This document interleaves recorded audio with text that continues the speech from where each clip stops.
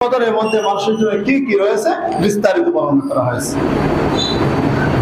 ভাইরা আমার, নবীজি সাল্লাল্লাহু আলাইহি ওয়াসাল্লাম একদিন তাফসীরে ইবনে কাসিরের মধ্যে বর্ণিত হয়েছে যে নবীজি সাল্লাল্লাহু আলাইহি ওয়াসাল্লাম হযরত মুজাহিদ রাহিমাহুল্লাহ থেকে বর্ণিত, তিনি বলেন যে আন্নান নবী সাল্লাল্লাহু আলাইহি ওয়াসাল্লাম যাকারা রাজুলান মিন বনি ইসরাঈল, বনি ইসরাঈলের এক ব্যক্তি সম্পর্কে আলোচনা করতেছেন যে তিনি লাবিসা সিলাহা আলফ শাহরিন, যে তিনি ওই বনি ইসরাঈলের ওই ব্যক্তি 1000 মাস যাবত লাগাতার 1000 মাসের মধ্যে 80 বছরের উপরে হয়ে যায়, এই প্রায় 80 বছরের উপরে তিনি লাগাতার আল্লাহর রাস্তায় জিহাদে কাটিয়ে দিয়েছেন।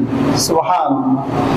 তারপরে বর্ণনা করেছেন এক ব্যক্তি বনি ইসরাঈলের যে এই এরকম 1000 মাস যাবত সে রাত্রে সারা রাত ঘুমায়নি, সারা রাত সে আল্লাহ তাআলার ইবাদত করেছে, নামাজ পড়েছে দাঁড়িয়ে দাঁড়িয়ে, আর যখন সকাল হয়েছে সকাল থেকে সন্ধ্যা পর্যন্ত আল্লাহর রাস্তায় জিহাদ করেছে।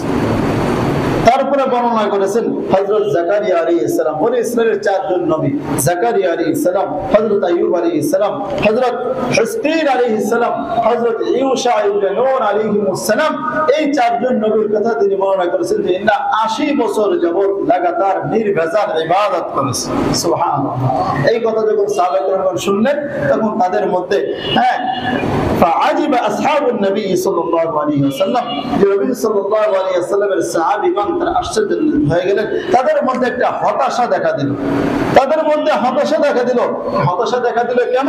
কারণ হলো সাহাবীরা ছিলেন এমন যে তারা ছিলেন নেকির পিপাসু, সওয়াবের পিপাসু। তারা কোন কাজের মধ্যে সওয়াব আছে, কোন কাজের মধ্যে নেকি আছে, সর্বদা এই চিন্তা ফিকিরের মধ্যে থাকতেন।